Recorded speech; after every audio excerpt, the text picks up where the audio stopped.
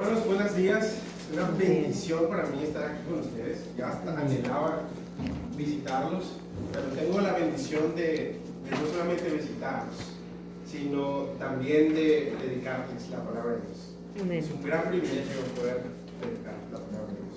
Amén. Amén. A ver, me adapto a ¿cómo está la cosa? Tengo entendido que están estudiando el libro de Juan, bueno, sí, los domingos, y ya vieron Juan 1. Esta mañana vamos a ver Juan capítulo 2, pero saben, Juan capítulo 2 es tan extenso, aunque solamente en comparación de los otros capítulos del capítulo de Juan, son las riquezas de este capítulo son muy profundas y hay que buscarlas. ¿Sí? Así que acompáñenme a orar primero, por favor, para que el Señor se quede en control de lo que vayamos a hablar aquí. Señor que estás en el cielo, te doy las gracias, Padre, te damos las gracias porque nos permites estar aquí, Señor, aprender de tu santa palabra y que lo que se hable hoy, Señor, y se exponga sea todo para tu gloria y todo para tu honra. Por favor, bendice cada corazón. Y te lo agradezco en el nombre de Jesús. Amén. Amén. Ahora déjenme probar esto.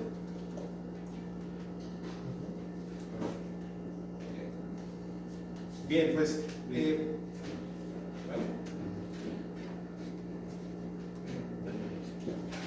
Está apagado. Está prendido. ¿Cómo se prende? ¿Sí? Sí. Amén. Estaba apagado. Bien, hermanos, hay una pregunta muy importante. Si nos preguntamos por qué el escritor del Evangelio de Juan escribe su Evangelio,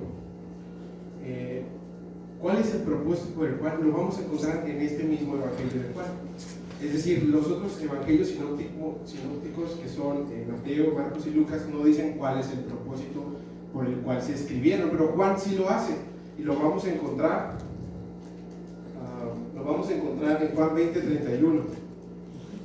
Y dice Juan que escribe su evangelio. Dice, bueno, voy a leerlo literal. Dice, pero estas cosas, lo que se escribe, se han escrito para que ustedes crean que Jesús es el Cristo.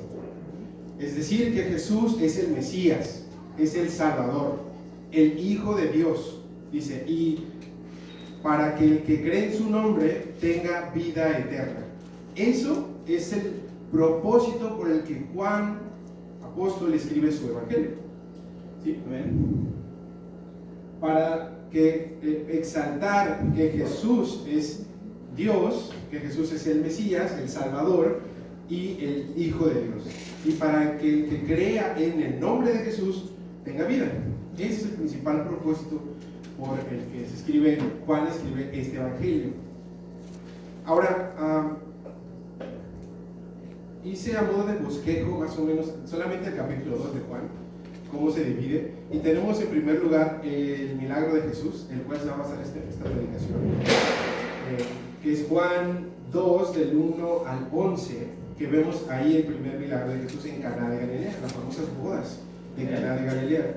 Después vemos la estancia de Jesús en Capernaum, que es Juan 2, del 2 al 12, y después vemos en Juan 2, del 13 al 22, la Pascua del ministerio público de Jesús, la limpieza y purificación del templo, y por último vemos a Jesús que sube a Jerusalén, ¿sí? Y hace por ahí algunas referencias a algunos medio cristianos, que es Juan 2, del 23 al 25. Ese es el bosquejo en general, pero no creo que nos dé tiempo de todos. ¿Cuántos minutos me dieron? 40. Para hacer todo, es muy extenso. Así que pretendo nada más dedicarle tiempo a las bodas que por sí mismas tienen una gran riqueza, una gran profundidad, que espero con el favor de Dios que hoy podamos aprender más de lo que normalmente se nos enseña. Algunos datos interesantes quiero dar de Juan, del Evangelio de Juan. Se dice tradicionalmente que el autor de este evangelio es Juan apóstol, es decir, un discípulo directo de Jesús. Y no hay refutación alguna por el que se desconfíe de que Juan escribió. Incluso Juan tuvo un discípulo que se llamaba Policarpo, y Policarpo tuvo un discípulo que se llamaba Ireneo, y pues ellos decían que Juan escribió su evangelio ya anciano, ya estaba anciano Juan, más o menos, se escribe alrededor del 80, 90 después de Cristo. Muchas gracias, se escucha mejor, gracias. Juan escribe ya anciano por ahí, y los hechos que se relatan en este evangelio de Juan son más o menos del 26 después de Cristo al 30. Eso son lo que vamos solo el tiempo en que se relata lo que vamos a leer a continuación. Y algo más, hay una diferencia muy importante de este evangelio en comparación con los otros evangelios. Los otros evangelios narran la vida de Jesús, es decir, lo que hizo Jesús. Pero Juan escribe quién es Jesús, es decir, es más teológico. Y por eso decía mi hermano Willy, en el principio era el verbo, porque está explicando quién es Jesús. Y se enfoca en esta parte espiritual, más que en lo terrenal. ¿Amén? Ahora, no estoy tan acostumbrado a las presentaciones. Ok, vamos a empezar a leer, hermanos. ¿Quién trae Biblia? Si no, ahí compartan. Si no, aquí va a haber algunas. Vamos a empezar a leer Juan 2. Vamos a leerlo todo. Juan 2, del 1 al 11, y de ahí vamos a ir desglosando. ¿Ven? Dice así: al tercer día se celebró una boda en Caná de Galilea, y la madre de Jesús se encontraba allí. También habían sido invitados a la boda Jesús y sus discípulos. Cuando el vino se acabó, la madre de Jesús le dijo: ya no tienen vino. Versículo 4: mujer, ¿eso qué tiene que ver conmigo?, respondió Jesús. Todavía no ha llegado mi hora. Su madre dijo a los sirvientes: hagan lo que él les ordene. Había allí 6 tinajas de piedra, de las que usaban los judíos en sus ceremonias de purificación. En cada una habían unos 100 litros. Jesús le dijo a sus sirvientes: llenen de agua las tinajas. Y los sirvientes las llenaron hasta el borde. Ahora saquen un poco y llévenlo al encargado del banquete, les dijo Jesús. Así lo hicieron. El encargado del banquete probó el agua convertida en vino sin saber de dónde había salido, aunque sí lo sabían los sirvientes que habían sacado el agua. Entonces llamó aparte el noble y le dijo: todos sirven primero el vino, y cuando los invitados ya han bebido mucho, entonces sirven el más barato. Pero tú has guardado el vino, el mejor vino hasta ahora. Esta es la primera de sus señales. La hizo Jesús en Caná de Galilea. Así reveló su gloria, y sus discípulos creyeron en él. ¿Okay? Esa va a ser nuestra lectura del día de hoy. De ahí no nos vamos a salir. Ahora, es interesante porque nos dice Juan al tercer día. Es decir, para que sigamos una narrativa histórica, nos pone un tiempo para que podamos estudiar el tiempo de los hechos del Señor Jesús. Y algo muy importante, hermanos, es que nuestro Señor Jesucristo aprovechaba el tiempo. Estoy seguro que Él no llegaba a la noche a veces como nosotros diciendo: híjole, desaproveché el tiempo, desaproveché las oportunidades. Nuestro Señor Jesús aprovechaba cada momento para hacer la voluntad de Dios. Entonces, al tercer día, como dice Juan 1, ya lo leyeron, 1:14, dice la Escritura: va a comenzar la manifestación de la gloria de Dios en Cristo. Dice: se celebró una boda en Caná de Galilea, y la madre de Jesús se encontraba allí. Los que estudian esto, hermanos, dicen que el hecho de que María, la madre de Jesús, se encontraba en esta boda, eran muy cercanos, es decir, eran parientes de los contrayentes, de los novios. Por eso María estaba ahí, y aparte invitan a Jesús e invitan a sus discípulos. No sé si de los que están casados, cuando tú invitas a alguien a una boda, no invitas a cualquiera, invitas a alguien cercano, alguien que aprecias. Entonces, pues la madre de Jesús ya estaba ahí, y Jesús fue invitado, y no solamente él, sino toda la clica, todos los invitados de Jesús. Entonces son bastantes, eran cercanos. Nos dice que estos novios de esta boda eran cercanos a Jesús, o por lo menos cercanos a María, su mamá. Entonces ya estaba ahí. Hermanos, el hecho de que nuestro Señor Jesucristo, a ver si hay otra acá, el hecho de que nuestro Señor Jesús haya asistido de inicio a una boda y que no se negó, tomando en cuenta que una boda, pues vas a celebrar, ¿verdad que sí? En la boda se celebra, se come, se disfruta, estamos alegres. No se niega, Jesús no se niega a estar, pero va a una boda. Y no solamente va a una boda como vimos, sino que honra con su presencia el Verbo Divino estando en ese lugar. Entonces el matrimonio, hermanos, es honroso, ¿sí? Y saben, hoy en día los jóvenes ya no se quieren casar. El matrimonio ya no es honroso como antes, o como lo expresa Dios en las Escrituras. Ya no hay bodas, y mucho menos han bajado hasta los bebés, ¿no?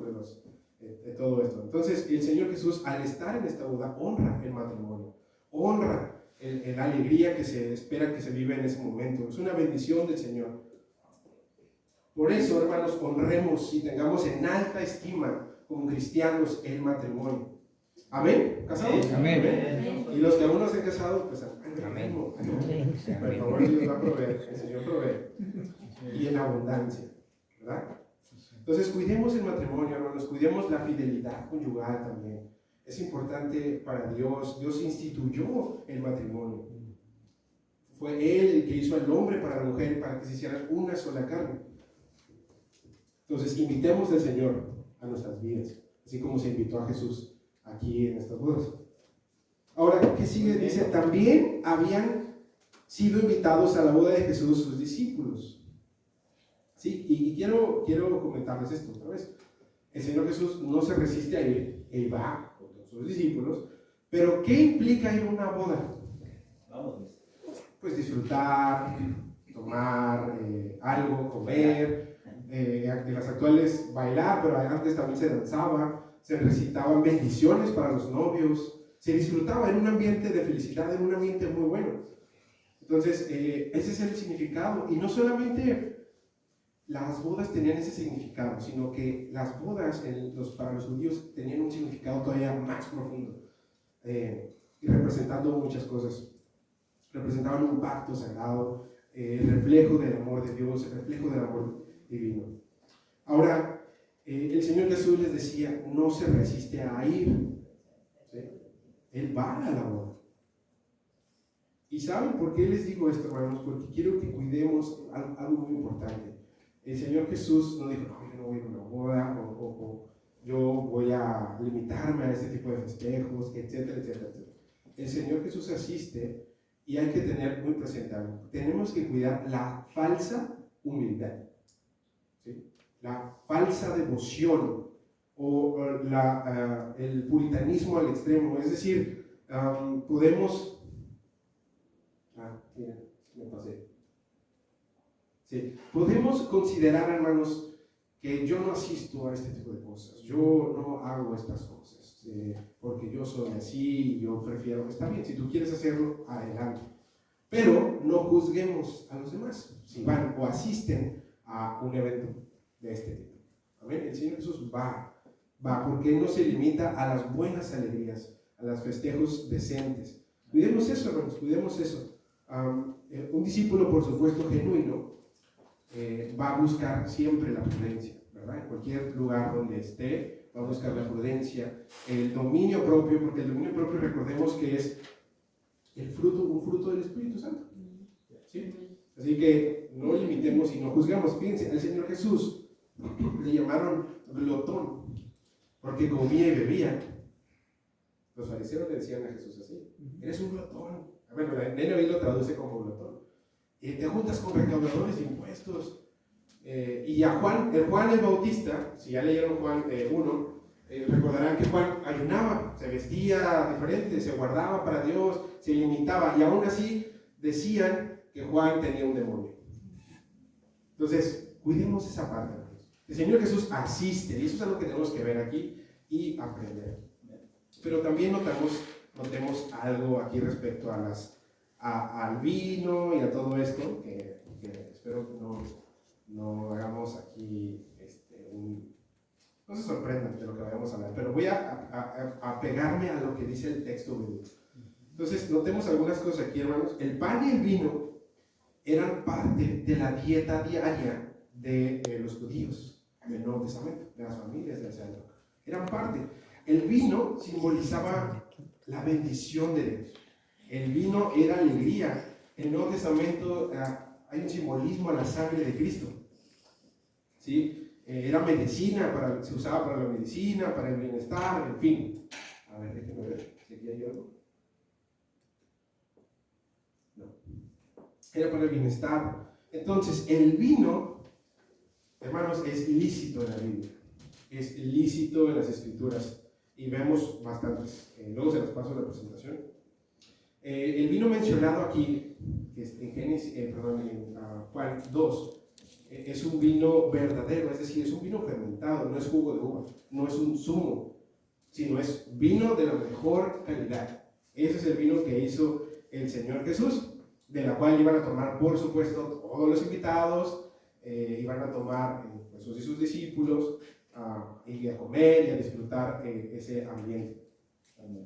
Entonces, eso quiero aclararlo, ¿no? La Biblia es lícito, el vino, pero por supuesto también nos llama la Biblia, las Escrituras, a tener una responsabilidad, ¿verdad? Porque también el consumo excesivo de este vino o la intoxicación que produce el alcohol en el cuerpo provoca, pues, que piquemos, ¿verdad?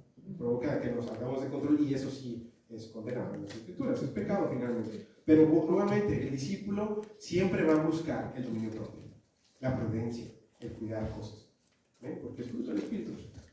Ahora, ¿qué sigue? ¿Qué dice la Escritura? Espero no haya causado nada. Después, a la salida me dicen cualquier cosa. Amén, Luis. Todo bien, todo bien.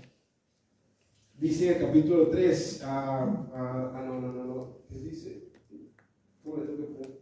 Aquí. Bueno, ya no tienen vino. ¿Sí está aquí? Sí. El vino se acabó. Otras traducciones, y faltando el vino, dice, vemos aquí a María, la madre de Jesús, que ella, el relato bíblico dice que ella es la que se da cuenta que había falta de vino, o que se estaba acabando el vino, según algunas interpretaciones. Es decir, que María estaba atenta. Por eso los que estudian estas cosas dicen que María estaba atenta, era familiar, ¿no? Como la tía que estaba pendiente de todo, y yo te ayudo. Algo así era María, muy servicial, muy atenta. Entonces María se da cuenta que hace falta el vino, que ya se va a acabar. ¿Sí? Y María intercede por esta necesidad en una boda. Y María recurre a la fuente misma, ¿no? Al que puede, el que es autosuficiente para todo. ¿Quién más? A su hijo, que ella sabía quién era Jesús, el Señor Jesús. No se nos dice el texto, no se nos dice por qué hacía falta vino. Nos dice el texto que simplemente se acabó. Pero algunos también que estudian esto dicen que se acabó porque era una familia humilde, pobre, o que tenían escasos recursos y se les agotó, o que no calcularon bien. Como quiera que sea, era que la situación era embarazosa para los invitados, para los anfitriones, para los novios. No sé si a ustedes les ha pasado que están organizando un evento y se les acaban las tortillas, o se les acabó la bebida y tienen a sus invitados y tienes que ir a buscar y a lo mejor ya no tienes dinero para comprar unas tortillas y a ver cómo les haces, a ver quién le pides prestado. Pero esta era la situación aquí. Había una situación, se acabó el vino, y en ese entonces el vino era importante. En ese entonces se consideraba que pues, tenías que tener, ¿no? Y había de calidades también de vino. Entonces así está la situación, y es María la que se da cuenta y recurre a Jesús. Entonces aquí hay unas cosas que aprender de la madre de Jesús, o de María. Es una, que estaba atenta a las necesidades de los demás. Es decir, nosotros, hermanos, debemos de preocuparnos así también de las necesidades de los demás, de las necesidades del que tenemos al lado, de nuestra familia incluso, de los hermanos de la iglesia. Debemos de estar atentos y no ser egoístas y no ser indiferentes hacia las necesidades. Tenemos que aprender algo de María también aquí. Esto es lo que hay que aprender. Recurramos también a la fuente misma que nos da todo. En este caso María recurre a Jesús, pero para nosotros hoy en día, al presentarse una necesidad en nuestras vidas, ¿a quién podemos recurrir? Por supuesto que a la familia y todo, sí, qué bueno. Si Dios nos da una familia y esto, qué bueno. Pero principalmente ante cualquier necesidad personal, espiritual, de lo que tú quieras, recurramos a Dios, recurramos a Cristo. Así, eso hay que aprenderlo también. Y, por supuesto, expongámosle nuestro caso a nuestro Dios en oración, pero en humildad, no imponiendo nuestra voluntad a Dios. Es Dios, yo quiero esto y así lo quiero. No, Dios, este es mi caso, aquí está mi necesidad. Guíame, ayúdame a tomar la mejor decisión. Después vemos la respuesta de Jesús. A ver si ahora sí. Bueno, aquí está lo que llama el vino, cantar el vino. La respuesta de Jesús dice: mujer, la NBI traduce esta palabra, mujer, ¿eso qué tiene que ver conmigo? Respondió Jesús: todavía no ha llegado mi hora. Otras traducciones dicen: ¿qué tengo yo contigo, mujer? Todavía no ha llegado mi hora. O lo que dice el griego, más textual, dice: que a mí y que a ti. Como diciendo que tiene que ver con nosotros esto. Pareciera que esta respuesta de Jesús es algo áspera, ¿no? Como que indiferente, contrario tal vez a lo que uno está predicando aquí. Pero no es así. El término mujer para los judíos era un término de respeto. Es como llamar a alguien actualmente señor. No es una falta de respeto llamar a alguien señor. Jesús le llama a María mujer, ¿no? Eso le dice con estima, con cariño. Pero claramente Jesús tiene una reprensión y no ha llegado mi hora. Y vamos a estudiar más a ratito. Pero no es áspero Jesús, pero sí es claro en algunas cosas que vamos a ver más adelante. Entonces, mujer, eso no tiene. Algunas traducciones más actuales y más interpretaciones más que de la Biblia se traduce como mamá o madre. Pero aquí el texto dice mujer. Esa es la palabra original. ¿Amén? ¿Sí me siguen? Sí, muy rápido me dicen, que a veces, a ver, sigue después. Todavía no ha llegado mi hora, dice el Señor Jesús. Okay. Ahora, esta de todavía no ha llegado mi hora, quiero explicarlo también. Porque hay algunos que estudian esto, que son interpretaciones, que esta frase de todavía no ha llegado mi hora significa al momento en que todavía no ha llegado la hora de que Jesús hiciera milagros todavía. Porque recordemos que en este momento Jesús va a iniciar su ministerio público. Y lo hace en una boda, por cierto. Y qué interesante. Las escrituras siempre hay que estudiarlas y leerlas y en oración y pedir a Dios discernimiento, porque hay más de lo que simplemente vemos. Muchos simbolismos hay. El vino significa algo, la boda significa algo. Bien, pero entonces esa es una de las interpretaciones, porque Jesús dice: todavía no ha llegado mi hora. Otros dicen que se está refiriendo al Calvario de Cristo, es decir, a su muerte, a la pasión de Cristo, ¿sí? Algunos. Pero la interpretación más apegada al texto bíblico, al texto original, quiere decir que Jesús se está refiriendo no al tiempo cronológico. Y aquí quiero hablar así. En el griego, hermanos, hay dos palabras para hablar de tiempo. Y la primera es esta, cronos.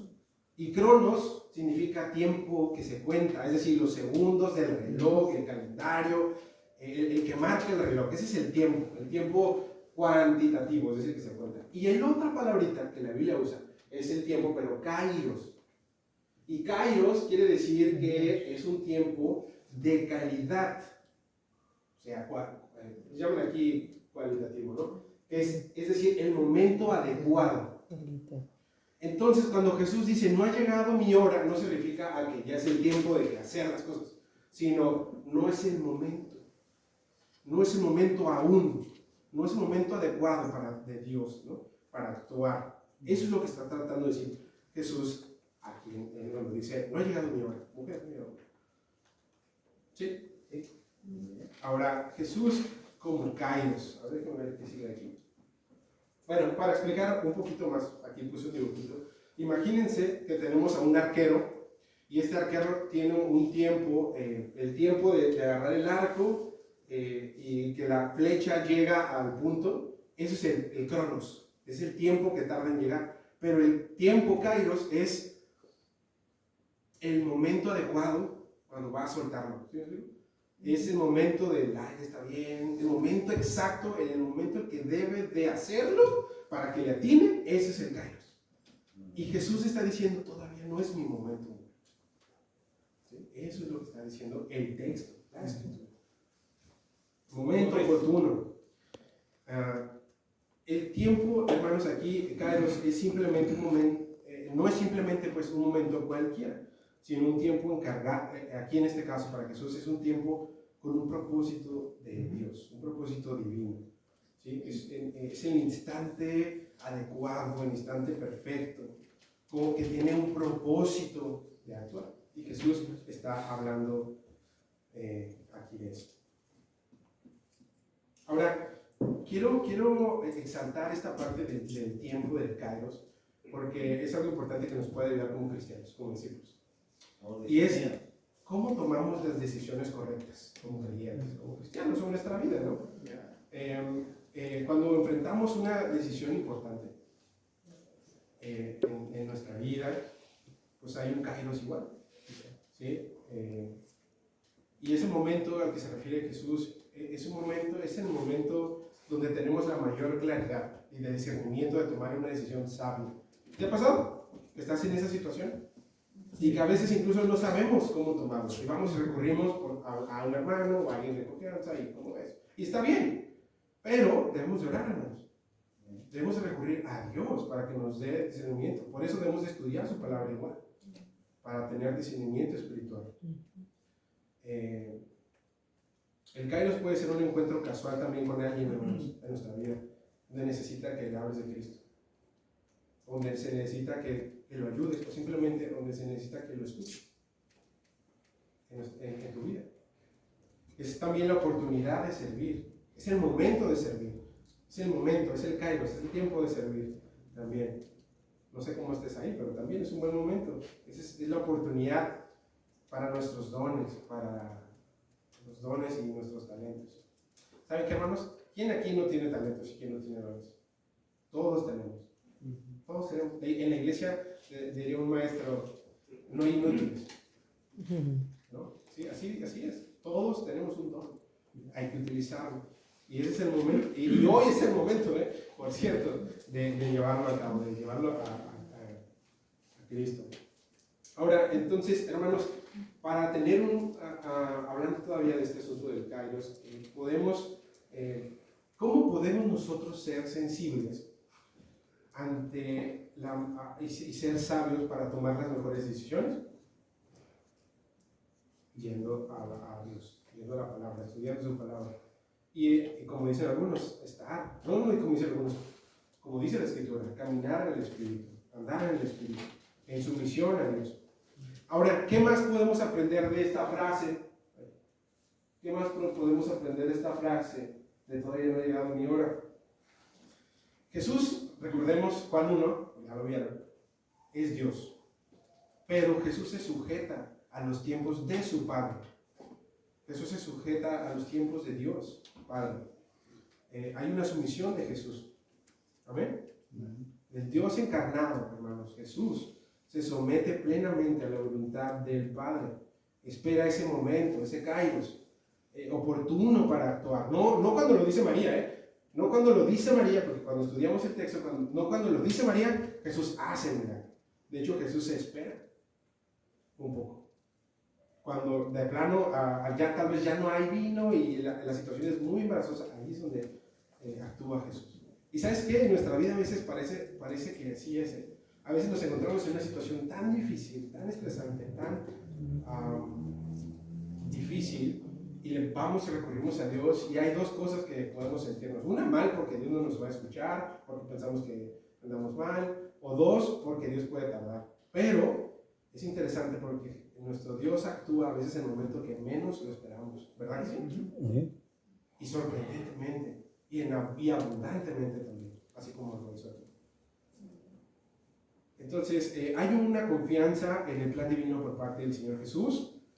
Lo que vemos es un ejemplo de la confianza de Jesús, del Hijo de Dios. Y ahora,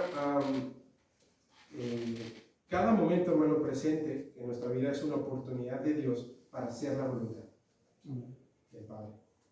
Así que aprovechemos el tiempo. Después, ¿qué dice? Versículo 5. Si tienes la Biblia ahí, pues. Dice, su madre dijo a los sirvientes, hagan lo que les ordene. Es decir, María está consciente de la necesidad de la situación del vino. Y Jesús responde, ahora no ha llegado mi hora. La importancia, vemos aquí, del tiempo. Y a pesar de esto, María muestra una fe, o sea, en Jesús. María muestra una fe en Jesús porque, como diciendo, Jesús le responde a María, pero le responde así como lo escuchamos. Pero aún así María le dice a los sirvientes, hagan lo que les ordene. ¿Sí? Vemos también una fe de María, fe y obediencia de esta María. ¿Sí? ¿Sí? También les da María instrucción a los sirvientes y estos sirvientes obedecen. Tal cual, dice que el texto que llenaron las tinas hasta el borde, ¿verdad? Bueno, la traducción normalmente hasta el borde o llena. No había, hermanos, como tiempo de hacer trampa, pues. O sea, era un milagro sobrenatural lo que hizo el Señor Jesús. Mostraba al Señor Jesús su poder divino. Era Dios. Era Dios. Entonces no había tiempo. Aparte, las tinajas donde se llenó el agua no eran para resguardar vino, eran para purificación. Es decir, no había oportunidad para el fraude aquí. Era un milagro de nuestro Señor Jesucristo. Así que confiemos en Jesús. Amén. Y lo que nos enseña la palabra, hermanos, es que Jesús es Dios. Y es soberano. Y es por sobre todo, es el dueño de la naturaleza. Cambia las moléculas de agua por moléculas de vino. Y del mejor vino. ¿Sí? Ahora quiero que vayamos al versículo 6. Por favor. Acompáñame el 6. Yo no lo tengo aquí, así que voy a pedir que...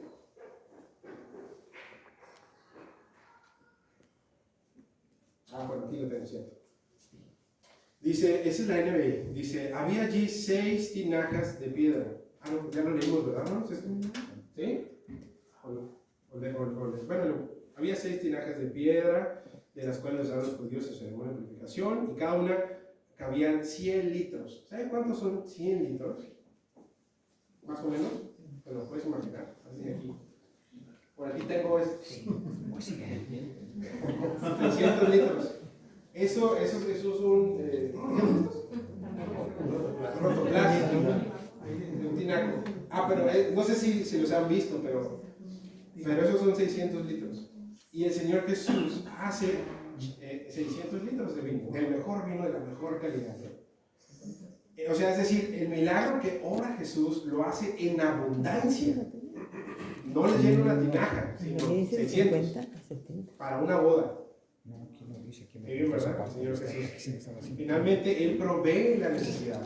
Ya vemos el milagro y Él provee la necesidad de 600. Es decir, el simbolismo del vino, hermanos. La abundancia del vino en el pueblo judío simbolizaba la alegría, la salvación, el gozo. Entonces vemos este simbolismo que tiene la cantidad también.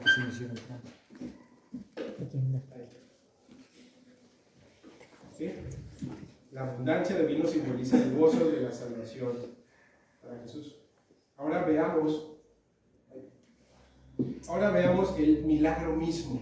El milagro mismo, hermanos, es que Jesús es Dios. Es algo sobrenatural aquí. Y saben, algo también que quiero resaltar es que a veces se nos olvida, hermanos, que es espiritual la vida. Y que nuestro Dios es un ser espiritual. Y que Él es dueño sobre toda la naturaleza. Él es dueño de todo. Decía Willy también, Él nos creó, Él es el dueño de todo. Y como dueño y Señor, puede hacer lo que Él quiera. Amén. El milagro consistió en convertir esta agua en el mejor y excelente vino. Ahora, aquí hay algo importante, que es el maestresala o el encargado, ¿no? Qué interesante, porque este encargado nos dice que estaba sorprendido estaba sorprendido, ¿sí no? Nos dice, estaba sorprendido de probar el vino y que era bueno. Él no sabía de dónde venía el vino, ni el novio sabía de dónde venía el vino. O sea, Jesús, esa es otra cosa que también nos debe interesar de nuestro Señor. Jesús no hace cosas escandalosas o quiere que se den cuenta que Él es Dios. No. Él lo hace en la intimidad, nada más con lo necesario. Los sirvientes sí sabían quién había hecho esto, pero el maestresala no, o el encargado, y la madre de Jesús. Entonces, a veces, hermanos, nuestro Dios actúa de esa manera, con poquito. Hay unas escrituras que dicen que Dios escogió lo que, ¿se acuerdan de esa cita? Sí. Lo más bajo. Ese es nuestro Dios, ese es el carácter de nuestro Dios. Amén. Gloria a Dios por eso.